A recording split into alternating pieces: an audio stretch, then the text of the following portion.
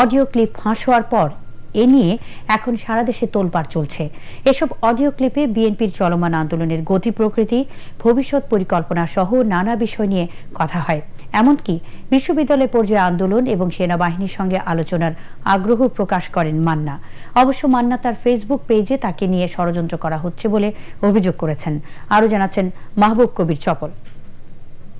রোববার সন্ধ্যা থেকেই দেশের বিভিন্ন গণমাধ্যম এবং পর্যায়ক্রমে সামাজিক যোগাযোগ মাধ্যমে প্রকাশ পায় নাগরিক ঐক্যের আহ্বায়ক মাহমুদুর রহমান মান্নার ফোন আলাপ।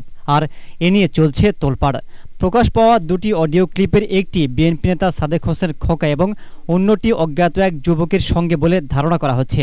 অডিও ক্লিপে সাদেক হোসেন খোকার সঙ্গে বিএনপির বর্তমান আন্দোলন ও এর পারিপার্শ্বিক অবস্থা নিয়ে আলোচনা করতে শোনা যায়।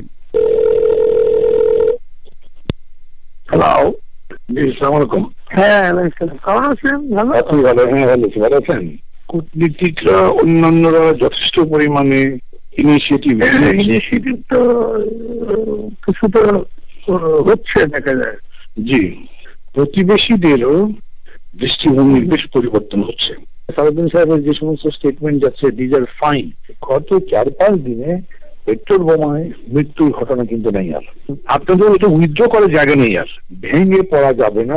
কিছু কিছু ডিস্ট্রিক্ট থেকে বড় একটু বিরক্ত, মানে এখন ধরেন এই মুভমেন্ট চালানো প্রতিদিন একটা হিউজ মানে একটা কর্মযোগ্য হয়। এমনকি আন্দোলন চাঙ্গা করতে বিশ্ববিদ্যালয়ে লাশ ফেলে সরকারকে ঝাঁকি দেওয়ার পক্ষে মত দেন মাহমুদুর রহমান মান্না। কোনোভাবে ইউনিভার্সিটি এটা হবে যে কোনো ভাবে হোক আপনি ইউনিভার্সিটি প্রোগ্রাম করেন, দিদিটা হল দখল করে ছাত্ররা হয়তো ছাত্র লড়াইটা করতে পারবে। এখন ধরেন ইউনিভার্সিটি মিছিল করলো, ওদের সাথে কথা ধরেন যা মারামারি বাইরে হচ্ছে তাকে ইউনিভার্সিটি মারামারিতে গেল দিদিটা কি করা যাবে, কিন্তু হলো। অন্য একটি অডিও টেপে তিনি সেনাবাহিনীর জেনারেলদের সঙ্গে কথা বলতেও আগ্রহ প্রকাশ করেন। এক্ষেত্রে সব ধরনের যোগাযোগ অজ্ঞাত কণ্ঠস্বরের ব্যক্তি করবে বলেও বক্তব্য রয়েছে। আপনার সাথে যোগাযোগগুলো আছে না ভাইয়া? না, আমার সাথে তো কারো কোনো যোগাযোগ নেই। যদি লাইক টু দেশে পরিবর্তন আসতে চাইলে আপনার আমার মনে হয় কি কথা বলা দরকার। আমি তাহলে আপনাকে একজনকে দিয়ে কল করাবো, জিএসএল লেভেল থেকে কল করাবো 2-4-5 জনের মধ্যে, না আপনার আরেকটু সিনিয়রকে দিয়ে করাবো। জুনিয়র সিনিয়র তো একটা ব্যাপার আছে, তার চেয়ে বড় কথা হচ্ছে যে ইফেক্টিভ যারা, এরকম হলে ভালো।